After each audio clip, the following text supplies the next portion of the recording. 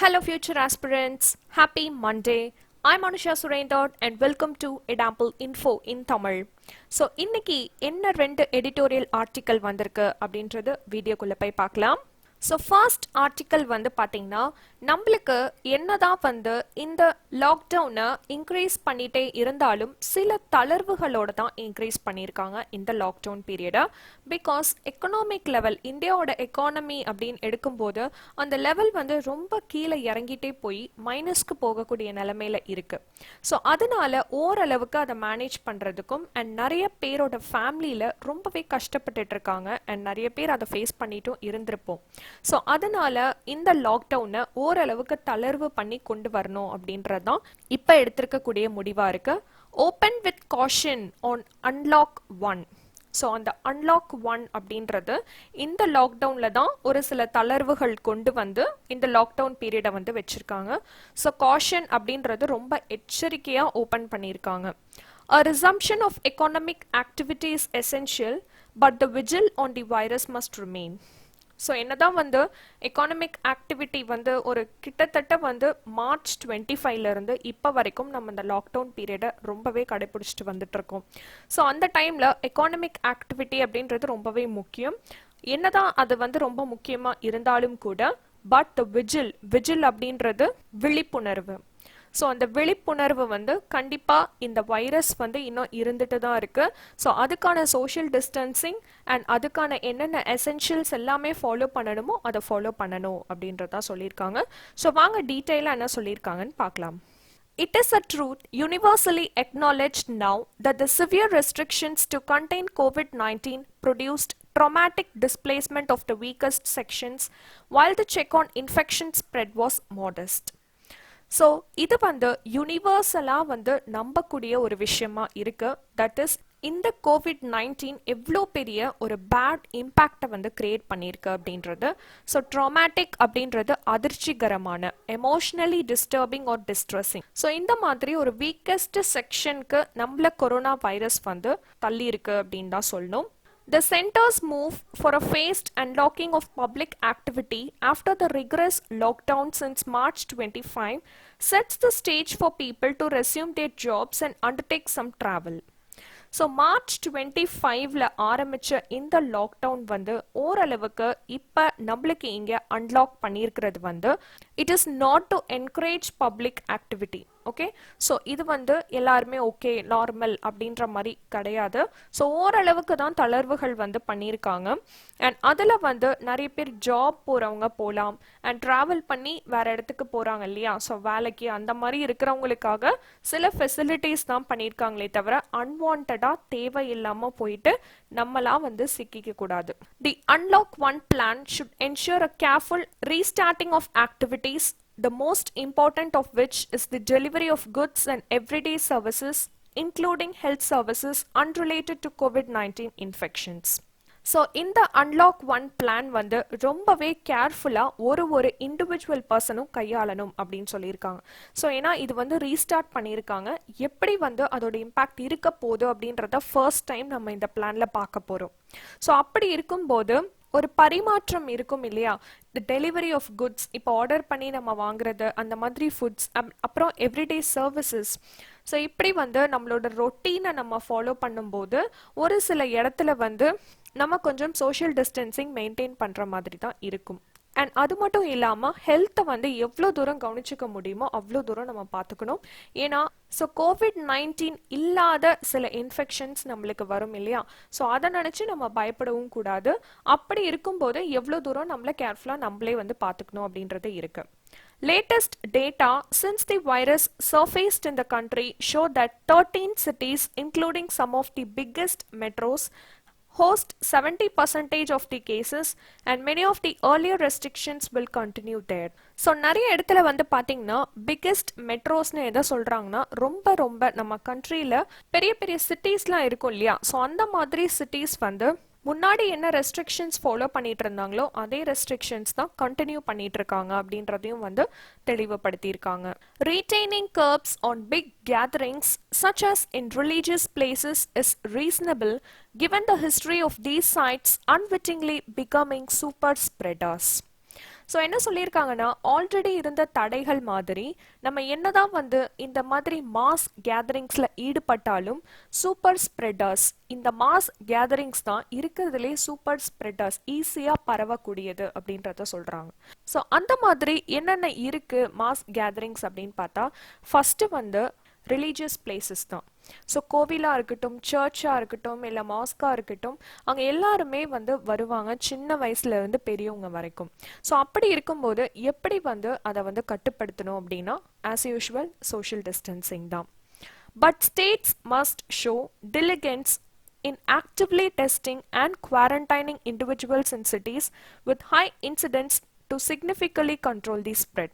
So இதை தாண்டி இப்போ இந்த தளர்வுகள் கொண்டு வந்தாங்க அப்படின்னா சில தளர்வுகள் கொண்டு வந்திருக்காங்க இல்லையா, அப்படி கொண்டு வந்தாங்க அப்படின்னா ஒரு ஸ்டேட்டும் they have their own responsibility.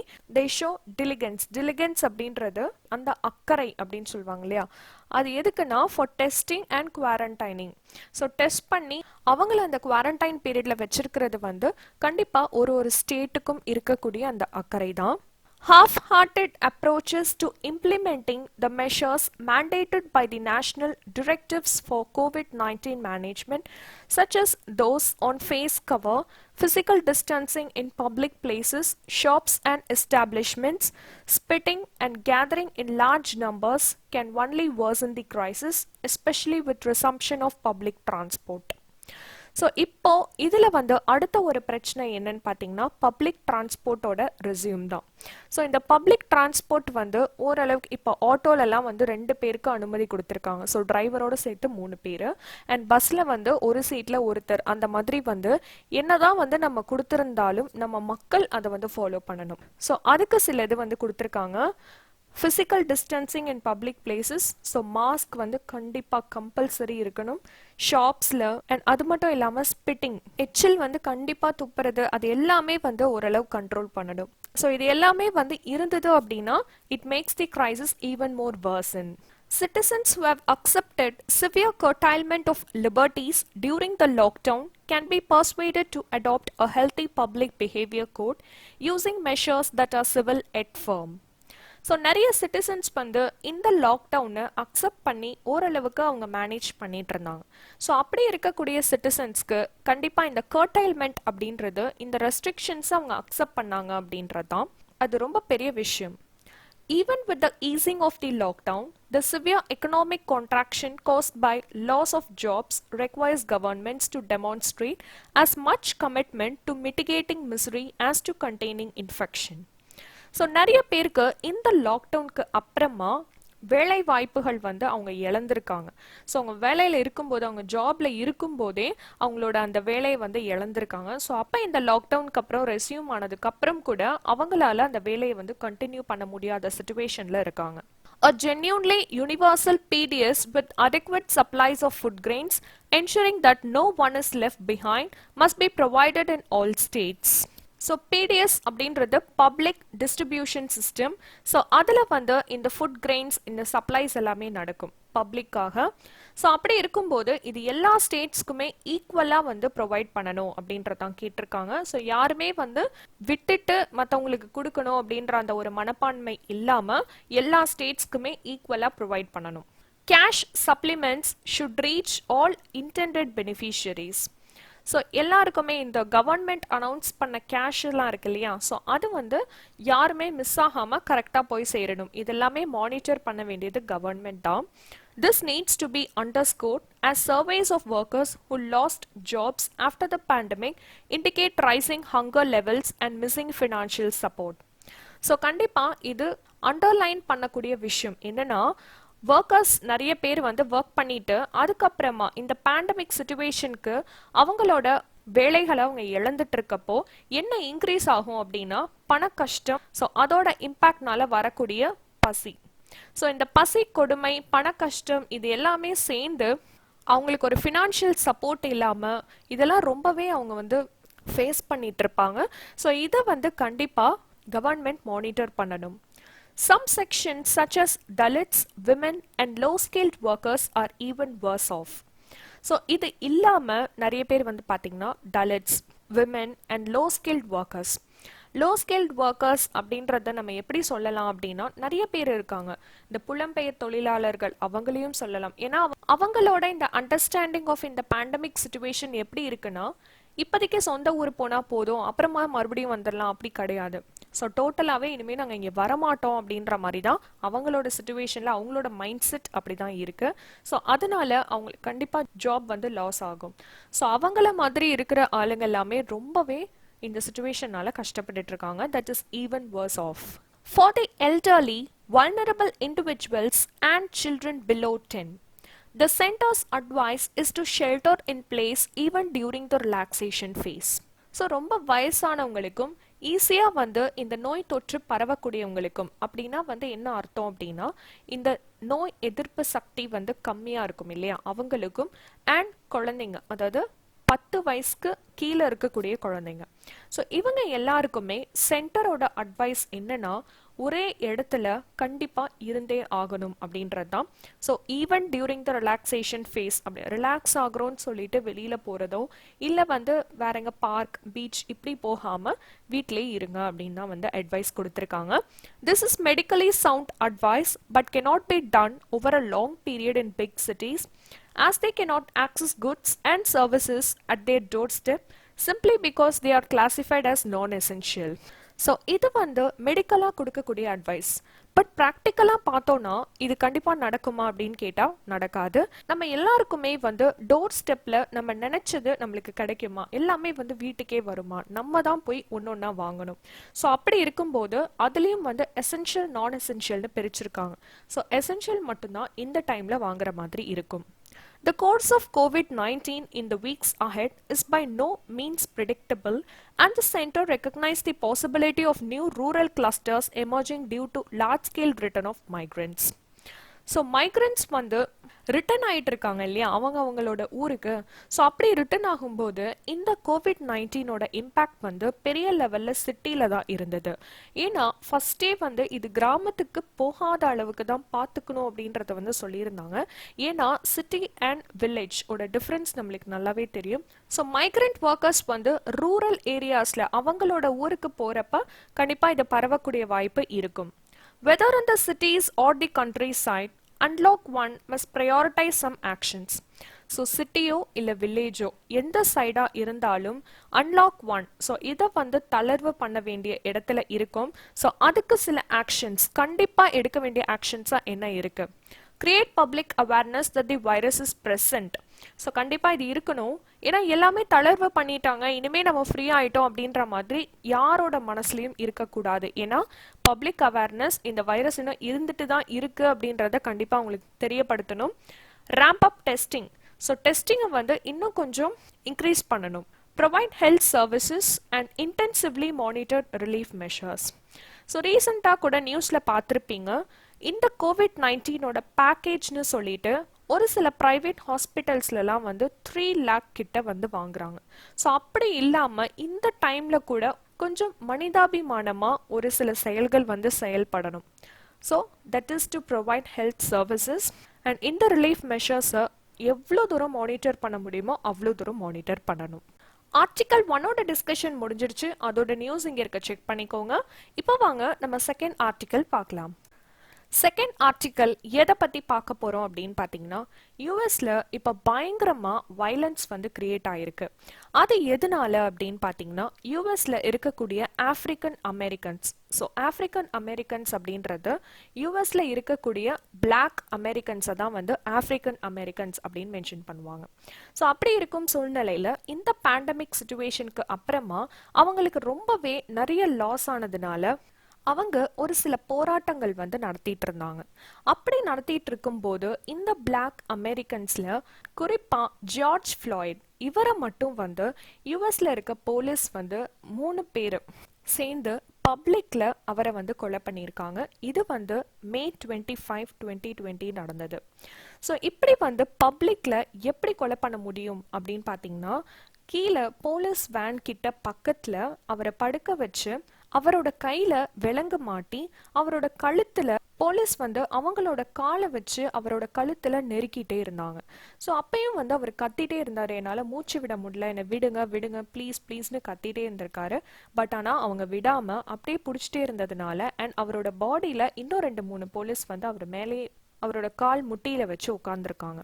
So இப்படி உட்கார்ந்துட்டே இருந்தப்போ அவர் வந்து ரொம்ப மூச்சு திணறி அந்த இடத்துலயே இறந்து போயிருக்காரு. இதோட வீடியோ ஃபுட்டேஜ் வந்து ரிலீஸ் ஆயிருக்கு. அண்ட் அது மட்டும் இல்லாம அங்க இருக்கக்கூடிய பப்ளிக் வந்து அதை கொஸ்டின் பண்ணியிருக்காங்க. பட் போலீஸ் வந்து அவங்களையும் வந்து தள்ளி விட்டுருக்காங்க. ஸோ இப்படிதான் வந்து நடந்துச்சு. அண்ட் இது நடந்ததுக்கு அப்புறமா வி வாண்ட் ஜஸ்டிஸ் அப்படின்னு சொல்லிட்டு ஆப்பிரிக்கன் அமெரிக்கன்ஸ் எல்லாமே ஒரு பயங்கரமான வயலன்ஸ் கிரியேட் பண்ணியிருக்காங்க.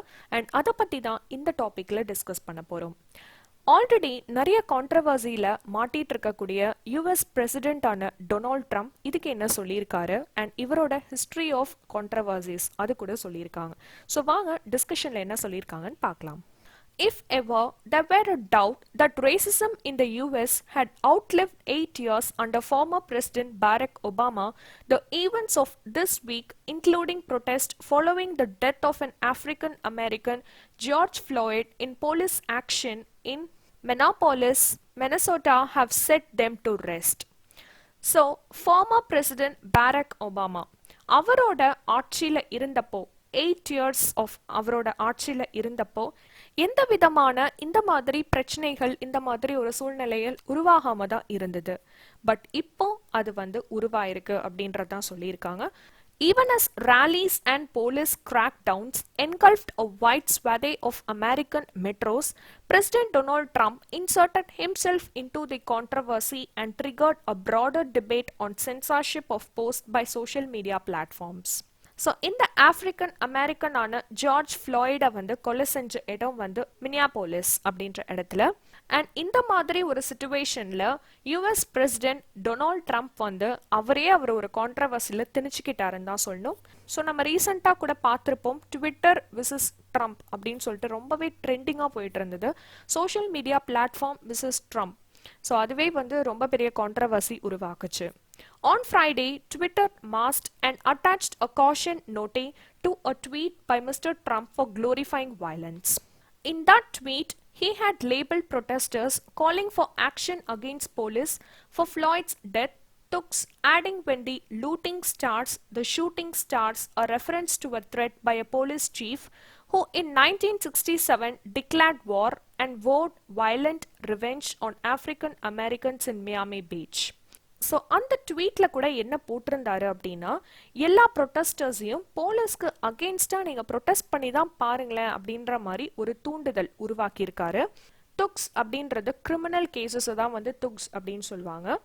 அண்ட் அது மட்டும் இல்லாமல் லூட்டிங் ஸ்டார்ஸ் தி ஷூட்டிங் ஸ்டார்ஸ் அப்படின்னு வந்து எதை சொல்லியிருக்காரு அப்படின்னா, 1967 வந்து போலீஸ் சீஃப் வந்து வார் வந்து டிக்ளேர் பண்ணியிருந்தாங்க against African Americans in Miami Beach. So அதை வந்து நினைவுபடுத்துறாரு. As outrage spread across social media, Mr. Trump appeared to dial down his rhetoric, subsequently tweeting, "It was spoken as a fact, not as a statement." So அதுக்கப்புறமா இது ரொம்ப social மீடியால பரவிட்டே வந்து அவர் மேல ஒரு கான்ட்ரவர்ஷியலான statement உருவாகும் சிச்சுவேஷன்ல என்ன சொல்லியிருக்காரு அப்படின்னா, அதையும் ட்வீட் பண்ணியிருக்காரு. It was spoken as a fact. So நான் ஒரு ஃபேக்டா தான் சொன்னேன், அது ஸ்டேட்மெண்ட்டா நான் சொல்லலை அப்படின்ற மாதிரி சொல்லிட்டாரு. This is hardly the first time that the US president has fan the flames of hatred. So இது வந்து எப்படி இருக்குன்னா, அவருக்கே அவர் நிறைய கான்ட்ரவர்சியை உருவாக்கிக்கிட்ட மக்களோட மனசுல ஒரு ஹேட்டட் இண்டிவிஜுவலா வந்து உருவாயிட்டு இருக்காரு அப்படின்னு தான் சொல்லணும். So and this is the first time that the US president அப்படின்றதையும் மென்ஷன் பண்ணியிருக்காங்க. And his attitude is not good அப்படின்றதையும் ட்விட்டர்ல ட்வீட் பண்ணும்போதும் எல்லாருமே ஃபீல் பண்ணியிருந்தாங்க. ஹேட்ரட் அப்படின்றது வெறுப்பு. He has said among other things that Mexicans were rapists and drug dealers, and in early 2017 he banned visitors from certain Muslim majority countries. So அது மட்டும் இல்லாமல் இன்னும் வேற என்னென்னலாம் பண்ணியிருக்காரு அப்படின்னு பார்க்கும்போது, மெக்சிகன்ஸை வந்து ரேபிஸ்டாகவும் ட்ரக் டீலர்ஸாகவும் மென்ஷன் பண்ணியிருக்காரு. இது ரொம்பவே தப்பு. அண்ட் மெக்சிகன்ஸ்க்கு இதனால பயங்கர கோபம் உருவாயிருக்கும்.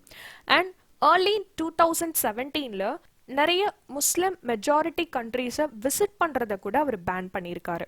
It is almost inevitable that racial tensions will bubble to the surface in an election year and explode when incendiary remarks are made by leaders.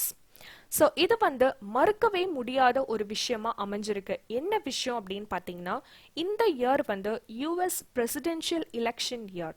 So அப்படி இருக்கும் பட்சத்தில் இவர் சொல்கிற ஒரு வேர்டும் ரொம்ப முக்கியமாக இருக்கணும் அண்ட் அது அவருக்கே தெரியும், and which is a remarkable word.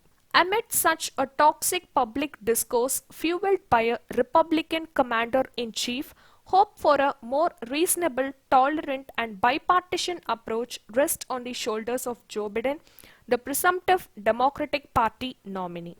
So Mr. Trumpக்கு opponent-ஆ இருக்கக்கூடியது former vice president ஆன Joe Biden தான். ஸோ அப்படி இருக்கிறப்ப இந்த மாதிரி ஒரு ஸ்டேட்மெண்ட் கொடுத்து மிஸ்டர் ட்ரம்ப் கான்ட்ரவர்சியில் ஈடுபடுறதுனால ஆட்டோமேட்டிக்காக பாசிட்டிவ்னஸ் மிஸ்டர் ஜோ பிடனுக்கு போயிடுது. And he is also the presumptive democratic party nominee. Should mister Biden select an African American or a minority community leader as his running mate, the base of potential voters could broaden and help improve the Democrats' odds of taking back the White House. So என்ன சொல்லியிருக்காங்கன்னா, mister Biden ஒருவேளை African அமெரிக்கன்ஸை ஒரு வாலண்டியராக அவரை choose பண்ணி R minority community லீடரை வந்து அவரோட எடுத்துக்கிட்டு போனாங்க அப்படின்னா ஸோ கண்டிப்பாக அவரோட சப்போர்ட் பெரிய லெவலில் இருக்கும் அப்படின்றத சொல்கிறாங்க. So taking back the White House அப்படின்றது யூஎஸ் பிரசிடென்ட்ஸ்க்கு கொடுக்கக்கூடிய அங்கீகாரம். ஸோ அதை தான் வந்து சொல்லியிருக்காங்க. The potential candidates for this role include California Senator Kamala Harris and Representative Maxine Waters, former National Security Advisor Susan Rice, not to mention former First Lady Michelle Obama. இவங்க எல்லாருமே இந்த எலெக்ஷன்ல பார்ட்டிசிபேட் பண்ணக்கூடிய candidates தான். However, the mere tokenism of including persons of color as a vice presidential candidate or in a potential Biden cabinet of 2021 will not suffice to heal the painful fractures in American society riven by hateful rhetoric on race. So அமெரிக்காவில் இந்த African American அப்படின்ற இந்த black Americans அப்படின்ற இந்த பாகுபாடை வந்து ஒரு பெரிய level வயலண்ட்டை create பண்ணிட்டு இருக்கு. ஸோ அப்படி வந்து ஒரு கலரை வச்சு ஒரு கேண்டிடேட்டை வந்து உருவாக்குறது அப்படின்றது இருக்கவே கூடாது. அண்ட் அதில் ஒருவேளை மிஸ்டர் பிடன் வந்து கண்டிப்பாக இந்த 2020 எலெக்ஷனை வின் பண்ணுவார் அப்படின்ற நம்பிக்கை நிறைய பேருக்கு இருக்கு. ஸோ அப்படி இருக்கும்போது மிஸ்டர் பிடனோட கேபினட் ஆஃப் 2021ல இந்த கலர் கம்பேரிசன் இருக்கக்கூடாது அப்படின்றதான் அமெரிக்கன் சொசைட்டியோட ஹோப்பாக இருக்கு.